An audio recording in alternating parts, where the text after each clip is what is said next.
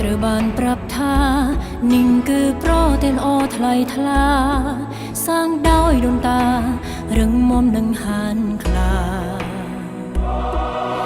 ខ្ញុំត្រូវបានប្រាប់ថានិងគឺទឹកនៃដ៏អស្ចារ្យវប្បធម៌មហាពេញដោយអត់កំបាអ្វីៗទីនេះមិនបាត់បង់ព្រៃភ្នំដ៏ធំក្រាស់ក្រៃទន្លេមិនរីករាយបន្តចិញ្ចឹមជីវិតរស់រាន